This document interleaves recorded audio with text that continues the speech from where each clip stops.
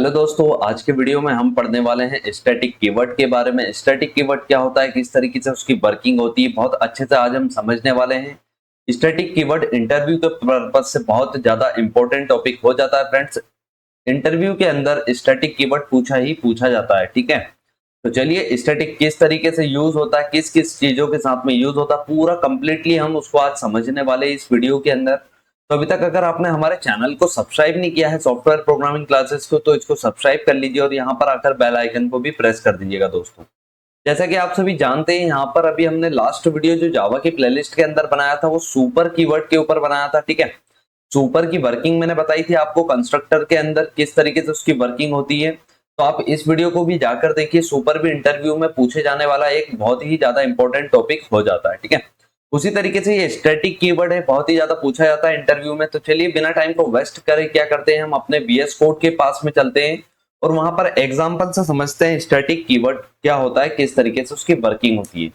यहाँ पर सिंपल सा मैं एक प्रोग्राम बनाकर तैयार कर रहा हूँ। प्रोग्राम क्लास का नाम मैं दे रहा हूँ यहाँ पर डेमो50। यहाँ पर मैं बनाकर तैयार करता हूँ अपनी main method public static word man. इसके बाद में मैं यहाँ पर क्या कर रहा हूँ, ध्यान से देखेंगे। मैं यहाँ पर एक इंटीजर टाइप का एक्स वेरिएबल डिक्लेयर कर रहा हूँ, ठीक है। इसके अंदर एक वैल्यू इनिशियलाइज कर रहा हूँ 10 और सिंपल सा मैं इसको क्या कर रहा हूँ, यहाँ पर प्रिंट कर रहा हूँ, ठीक है। तो अब आई थिंक आप सभी बता पाएंगे कि यहाँ पर आउटपुट क्या आने वाला है। इस एक्स की वैल्यू जो 10 है वो यहाँ पर एक्सेस होने वाली है और डेफिनेटली हमारे आउटपुट में 10 हमें मिलने वाला है, ठीक है। तो जैसे कि आप सभी देख पा रहे हैं, यहाँ पर हमारा आउटपुट 10 आ चुका है। चलिए अब और आगे बढ़ते हैं। अब मैं क्या कर रहा हूँ, इस वेरिएबल को जो मैंने मैन मेथड के अंदर डिक्लेयर करा था, इसको मैं यहां से हटा रहा हूँ और यहाँ पर अपनी जो मैन क्लास है उसके अंदर डिक्लेयर कर रहा हूँ, ठीक है। तो अब क्या आउटपुट आएगा फ्रेंड्स, क्या अभी भी यहाँ पर ये जो एक्स है वो यहाँ पर से एक्सेस होने वाला है क्या, और यहाँ पर आउटपुट 10 आने वाला है क्या? नहीं आने वाला है फ्रेंड्स, ठीक है। क्यों नहीं आने वाला है, ध्यान से देखेंगे। मैं आप सभी को दिखा देता हूँ पहले प्रोग्राम को चलाकर। यहाँ पर एरर आ चुका है। एरर क्या बोल रहा है, non static variable x can not be referenced from a static context.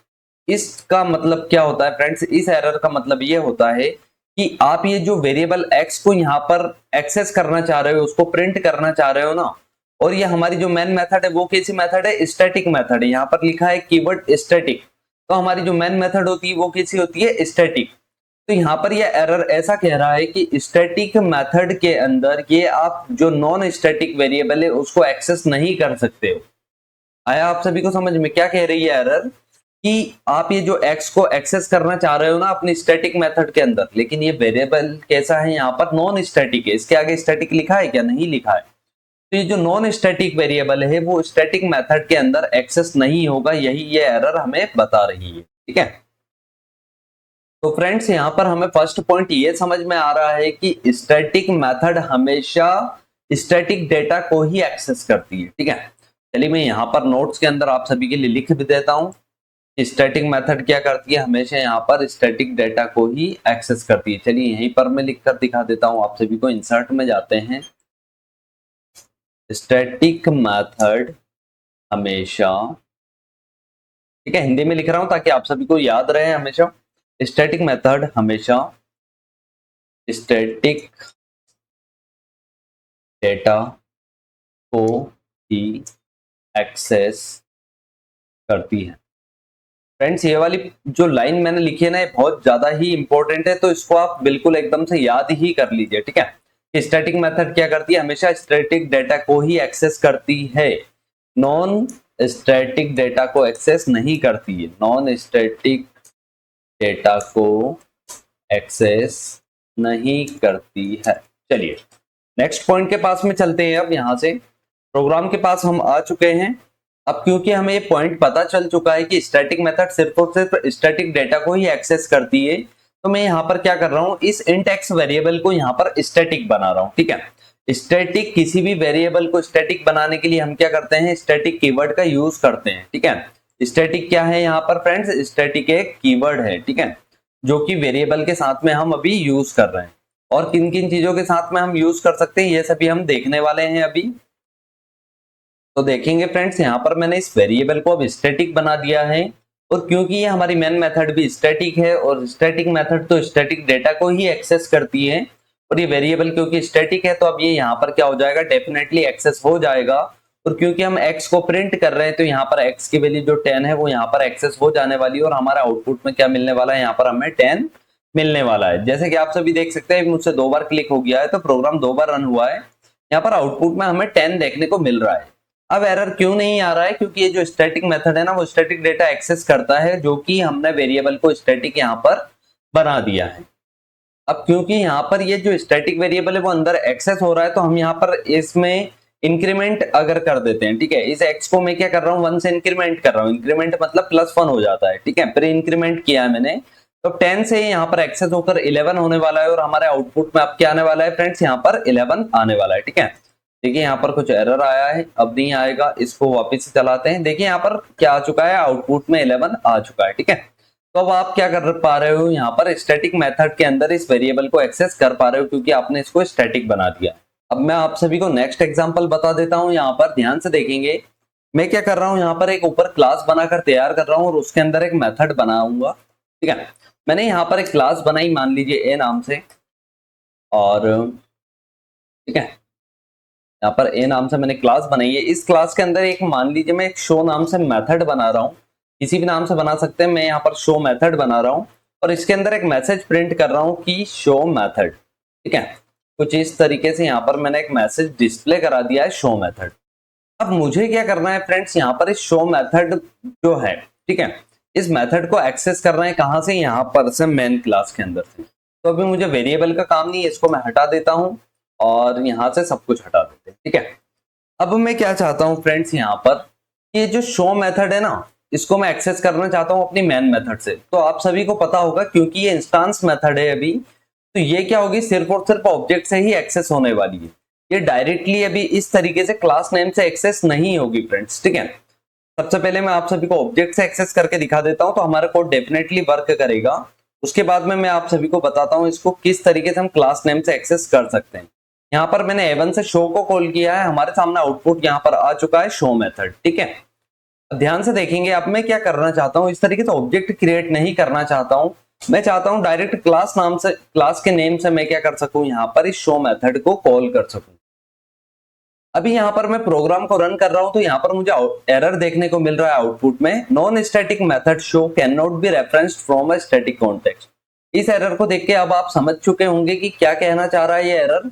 ये एरर ऐसा कह रहा है कि जो नॉन स्टैटिक मेथड है ना शो, वो आप यहाँ पर डायरेक्टली क्लास नेम से एक्सेस नहीं कर सकते स्टैटिक मेथड के अंदर। ठीक है, ये हमारी मेन मेथड कैसी है, स्टैटिक, और ये वाली मेथड कैसी है, नॉन स्टैटिक। तो इस नॉन स्टैटिक मेथड को आप डायरेक्टली इस तरीके से क्लास नेम से एक्सेस नहीं कर सकते हो यहाँ पर। तो हमें क्या करना होगा फ्रेंड्स, यहाँ पर अब इस हमारी शो मेथड को बनाना होगा स्टैटिक मेथड। क्या बनाना होगा, इस शो मेथड को हमें स्टैटिक बनाना होगा। तो अब आप सभी देख पाएंगे यहाँ पर जैसे ही मैंने शो मेथड को स्टैटिक बनाया है और अब मैं इसको क्या कर पाऊंगा पता है, स्टैटिक मेथड को मैं डायरेक्टली क्लास नेम से एक्सेस कर पाऊंगा। देखिए प्रोग्राम को रन किया मैंने, यहाँ पर शो मेथड हमारे पास में आउटपुट में आ चुका है। ठीक है, तो अब ये पर्टिकुलर मेथड बिना ऑब्जेक्ट क्रिएट किए हम क्या कर पा रहे हैं, यहाँ से उसको कॉल कर पा रहे हैं, डायरेक्टली हम क्लास के नेम से उसको कॉल कर पा रहे हैं।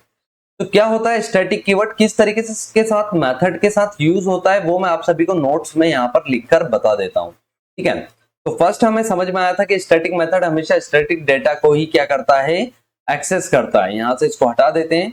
अब सेकेंड पॉइंट देखेंगे फ्रेंड्स कि स्टैटिक मेथड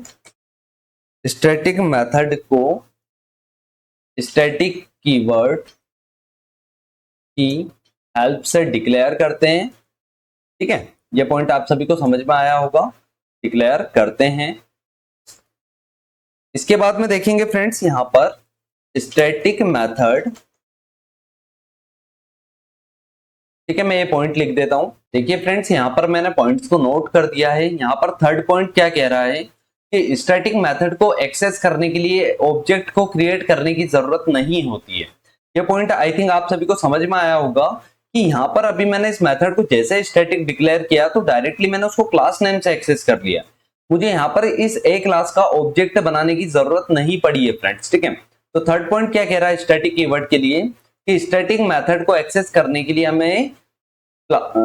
के लिए ऑब्जेक्ट को क्रिएट करने की जरूरत नहीं होती है। ठीक है, फोर्थ पॉइंट देखिए, static method directly class name से एक्सेस हो जाती है। यहाँ पर हमने क्या किया है, इस स्टैटिक मेथड को डायरेक्टली क्लास के नाम से ही एक्सेस कर लिया है, मतलब कॉल कर लिया है, ठीक है।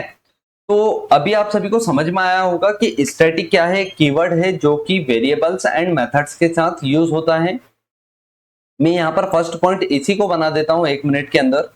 तो फ्रेंड्स यहाँ पर मैंने एक और पॉइंट ऐड कर दिया है कि static keyword variables and methods के साथ क्या होता है, यूज होता है, ठीक है।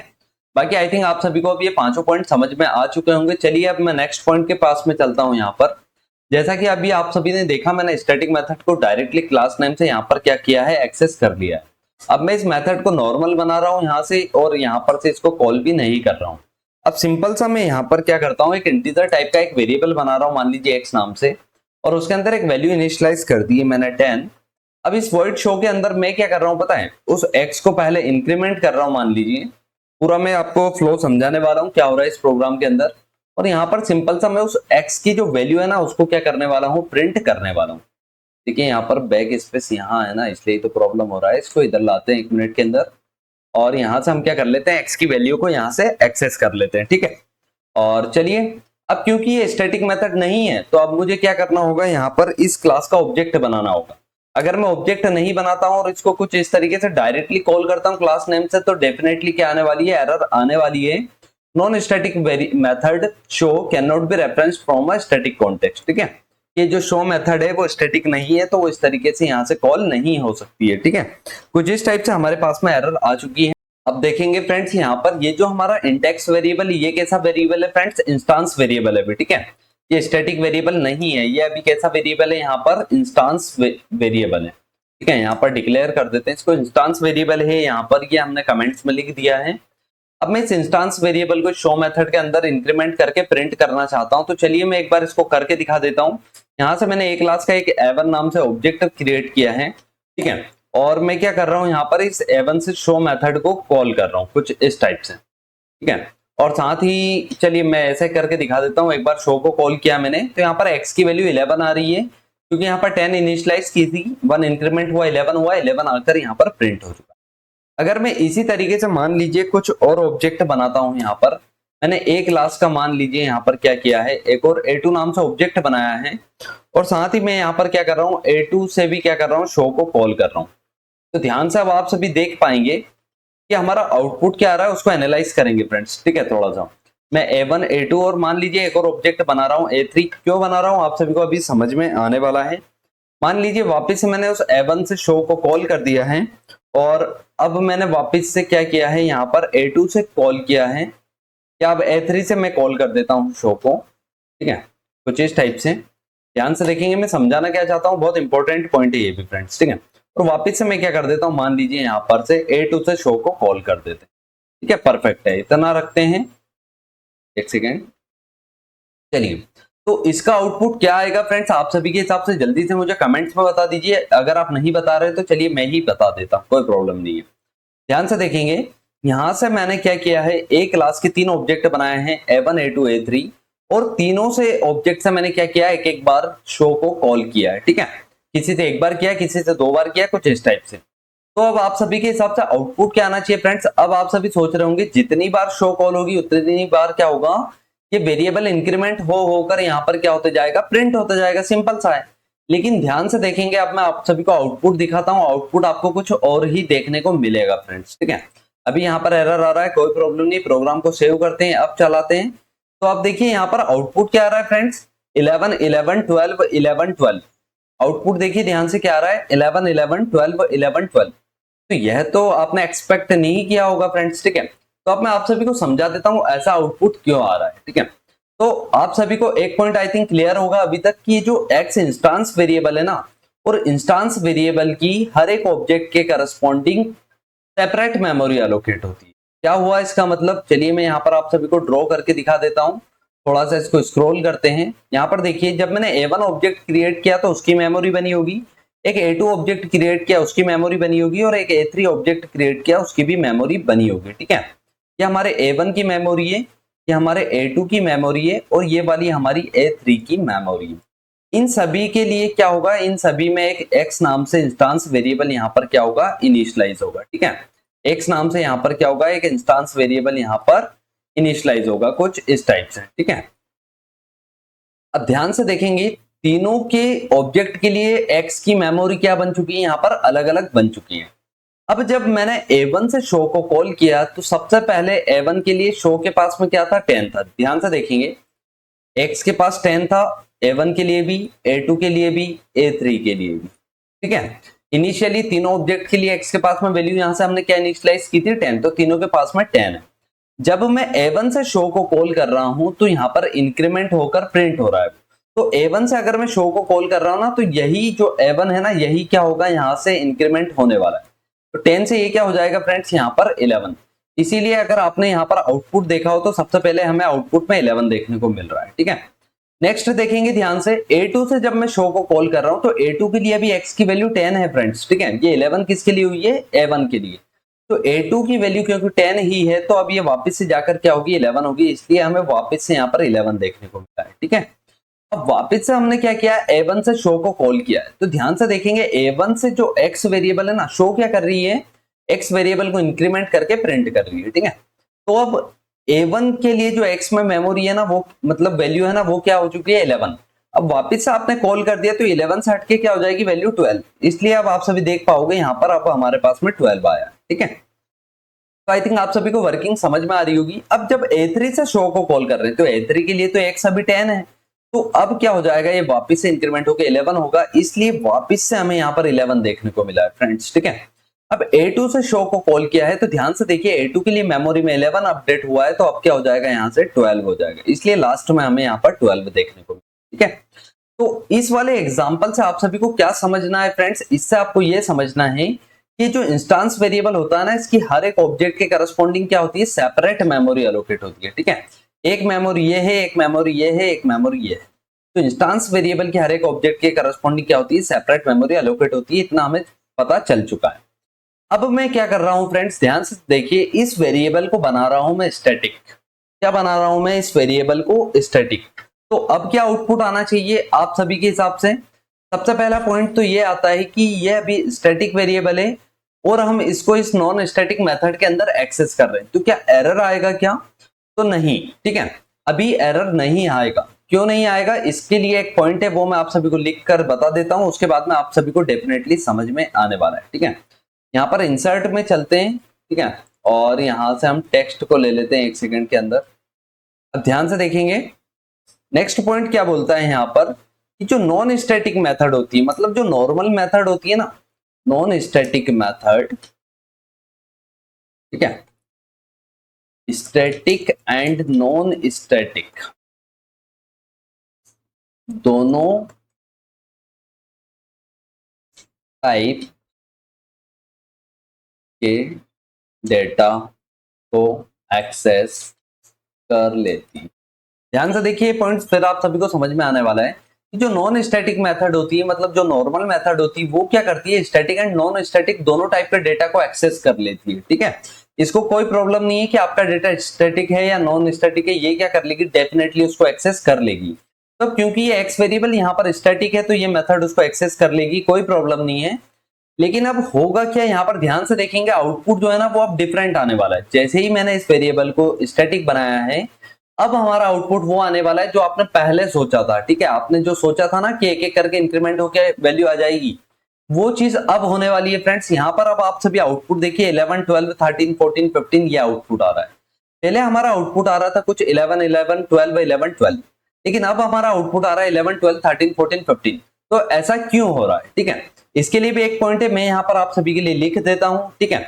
तो यहाँ पर पॉइंट क्या कहता है, देखिए नेक्स्ट पॉइंट मैं इसके यहाँ पर नीचे लिख देता हूं इस टाइप से, कि जो स्टैटिक वेरिएबल होता है ना, स्टैटिक वेरिएबल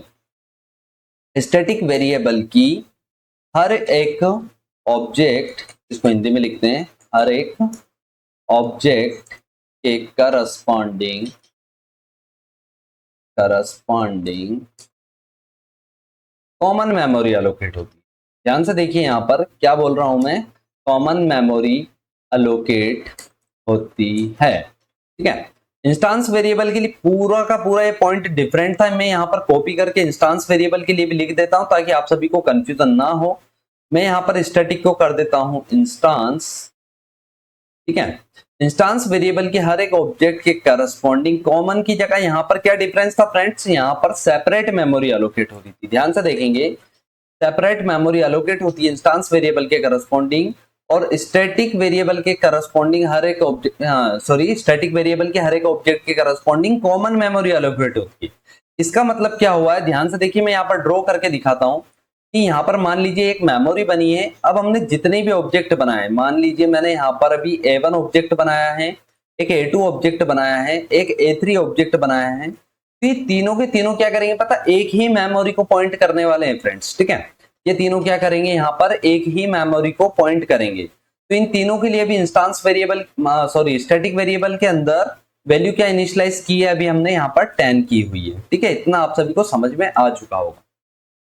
अब ध्यान से देखेंगे, यहाँ पर जब मैं A1 से शो को कॉल कर रहा हूं तो ये शो मेथड कॉल होने वाली है। x जो हमारा स्टैटिक वेरिएबल है, क्योंकि इसकी कॉमन मेमोरी एलोकेट हुई है, तो x में इंक्रीमेंट होगा, ठीक है। x में जैसे ही इंक्रीमेंट होगा तो x की वैल्यू हो जाएगी 11। तो यहाँ पर हमारे आउटपुट में हम सभी को देखने को मिला है यहाँ पर 11, ठीक है। एक सेकेंड वापिस से चलाते हैं कोड को, देखिए यहाँ पर आउटपुट में हमें 11 देखने को मिल चुका। अब मैं क्या कर रहा हूँ, नीचे यहाँ पर A2 से शो को कॉल कर रहा हूँ। तो क्योंकि A2 से शो कॉल होगी और A2 भी क्या कर रहा है, इसी मेमोरी को पॉइंट कर रहा है, तो मेमोरी के अंदर वैल्यू 11 है, तो अब ये इंक्रीमेंट होकर क्या हो जाएगी 12। इसलिए 11 के बाद हमें यहाँ 12 देखने को मिल रहा है, ठीक है। अब वापस से A1 से हमने शो को कॉल किया है, तो A1 भी इसी को पॉइंट कर रहा है, ये 12 को कर देगा 13, इसलिए हमें 13 देखने को मिला है। फिर हमने A3 से जब शो को कॉल किया तो A3 भी इसी को पॉइंट कर रहा है, वैल्यू है 13, तो ये हो जाएगी 14। तो इस टाइप से हमें 14 देखने को मिला है। फिर A2 से हमने शो को कॉल किया है, तो इस A2 से शो कॉल होगी तो ये 14 से क्या हो जाएगा वापस से 15। तो आई थिंक अब आप सभी को समझ में आया होगा कि इंस्टेंस वेरिएबल की हर एक ऑब्जेक्ट के करस्पॉन्डिंग सेपरेट मेमोरी एलोकेट होती है और स्टैटिक वेरिएबल के हर एक ऑब्जेक्ट के करस्पॉन्डिंग कॉमन मेमोरी एलोकेट होती है। तो ये मैंने आप सभी को डायग्राम के हेल्प से बता दिया है और प्रोग्राम के हेल्प से भी यहाँ पर समझा दिया है, ठीक है। तो मैं ये मान के चल रहा हूँ कि आप सभी को ये डेफिनेटली समझ में आ चुका होगा। अब देखिए फ्रेंड्स, आप सभी के माइंड में एक क्वेश्चन चल रहा होगा आई थिंक कि हम किस कंडीशन में इस वेरिएबल को स्टैटिक रखेंगे और कब इसको हम normal as a instance variable रखेंगे, ठीक है। तो मैं आप सभी को एक एग्जांपल से समझा देता हूं। मान लीजिए आपके कॉलेज में, ठीक है, आप सभी आई थिंक अभी कॉलेज में होंगे क्योंकि प्रोग्रामिंग लैंग्वेज सीख रहे हैं। तो आपके कॉलेज में कुछ फैकल्टीज है, मान लीजिए कुछ 3 फैकल्टीज है, उन फैकल्टीज का नाम यहाँ पर A1 A2 A3 है, ठीक है। अब ये तीनों फैकल्टीज करती क्या है, यहाँ पर न्यू बच्चों को, न्यू स्टूडेंट्स को क्या करती है, एडमिशन प्रोवाइड करती है, ठीक है। ध्यान से देखेंगे, मैं यहाँ पर लेकर चलता हूँ। यहाँ पर आपके कॉलेज में 3 फैकल्टीज है, A1 A2 A3। ये तीनों क्या करती है, नए बच्चों को, नए जो स्टूडेंट्स आते हैं उनको क्या करती है, एडमिशन प्रोवाइड करती है।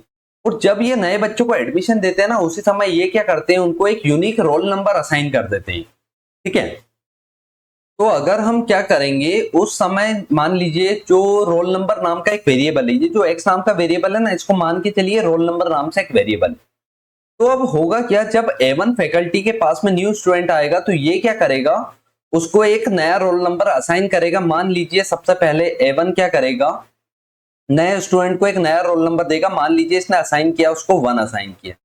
अब A1 ने क्या करा है, नए स्टूडेंट को 1 रोल नंबर असाइन कर दिया क्योंकि फर्स्ट स्टूडेंट है। अब ये चीज पता है A2 और A3 को नहीं पता है क्योंकि इनकी क्या है, अलग मेमोरी है, ठीक है। तो इनको ये पता नहीं चल रहा है कि इसने एक रोल नंबर 1 असाइन कर दिया है किसी स्टूडेंट को। अब यहाँ पर जब A3 जो सर हैं, फैकल्टी हैं, इनके पास में एक और नया स्टूडेंट आया एडमिशन के लिए, तो A3 के लिए वो क्या था पता, फर्स्ट स्टूडेंट था, तो इन्होंने भी क्या कर दिया, उसको रोल नंबर 1 असाइन कर दिया। तो फ्रेंड्स ये तो आप सभी आप समझ गए होंगे कि ये तो प्रॉब्लम हो जाएगी कि किसी भी स्टूडेंट्स के, 2 स्टूडेंट्स का रोल नंबर 1 कैसे हो सकते हैं, एक रोल नंबर पर 2 स्टूडेंट्स कैसे असाइन हो सकते हैं, ठीक है। तो ऐसा प्रोग्राम जब हम बनाते हैं या ऐसा प्रोजेक्ट या ऐसी कोडिंग हम जब करते हैं जहां पर हमें कुछ इस टाइप का लॉजिक लगाना होता है कि यूनिक चीजें आनी चाहिए, हर एक ऑब्जेक्ट के करस्पॉन्डिंग यूनिक यहाँ पर क्या आना चाहिए, आईडीज आना चाहिए। तो उस केस में हम स्टैटिक वेरिएबल का यूज करते हैं, ठीक है। देखिए यहाँ पर क्या हो रहा था, रोल नंबर रिपीट हो रहे थे जो कि नहीं होना चाहिए, ठीक है। अब हम क्या करेंगे इस केस में, यहाँ पर उस रोल नंबर वाले वेरिएबल को, इस एक्स को क्या मान के चलना है हमें, रोल नंबर वाला वेरिएबल, ठीक है। इस रोल नंबर वाले वेरिएबल को हम क्या बना देंगे फ्रेंड्स, यहाँ पर स्टैटिक बना देंगे। स्टैटिक बनाने से क्या होगा, यहाँ पर कॉमन मेमोरी एलोकेट होगी। कॉमन मेमोरी से क्या होगा, अब आई थिंक आप सभी समझ गए होंगे अभी तक कि A1 फैकल्टी को भी पता होगा कि रोल नंबर क्या चल रहा है, A2 को भी पता होगा, A3 को भी पता होगा। अब अगर जो A1 फैकल्टी है इसके पास में अगर न्यू स्टूडेंट आता है एक, तो ये उसको जो रोल नंबर असाइन करेंगे ना, मान लीजिए इन्होंने 1 असाइन किया, तो ये 1 यहाँ पर हमें देखने को मिलेगा। तो ये 1 अब A2 को भी दिख रहा है, A3 को भी दिख रहा है कि 1 तो असाइन हो चुका है। अब जैसे ही A3 फैकल्टी के पास में नया स्टूडेंट आता है, तो अब ये उसको 1 असाइन नहीं करेंगे, ये डेफिनेटली उसको क्या करने वाले हैं, यहाँ पर 2 असाइन करने वाले हैं, क्योंकि 1 तो क्या है यहाँ पर ऑलरेडी असाइन। तो इस तरीके से फ्रेंड्स हम क्या करेंगे, वेरिएबल को स्टैटिक कब बनाएंगे, कुछ इस तरीके के कंडीशन में। तो आई थिंक आप सभी को समझ में आया होगा। एग्जाम्पल भी अगर अच्छा लगा हो, समझाने का तरीका आपको समझ में आया हो, तो वीडियो को जल्दी से लाइक कर दीजिए, अभी तक लाइक नहीं किया है तो, और अपने दोस्तों में शेयर कर दीजिए। स्टैटिक वेरिएबल बहुत अच्छे से मैंने आप सभी को समझाया है, स्टैटिक कीवर्ड किस तरीके से यूज होता है, और भी बहुत सारी चीजें होती हैं। मैं स्टैटिक और इंस्टांस में जो डिफरेंस होता है उसके ऊपर एक अलग से वीडियो लेकर आने वाला हूं आप सभी के लिए। तो अगर आपको इतना स्टैटिक समझ में आया है तो जल्दी से वीडियो को लाइक करिए, और हमारे चैनल को अभी तक सब्सक्राइब नहीं किया, सब्सक्राइब कर दीजिए और अपने दोस्तों में भी शेयर कर दीजिएगा। चलिए आज के लिए इतना ही रखते हैं। Have a nice day, bye bye दोस्तों।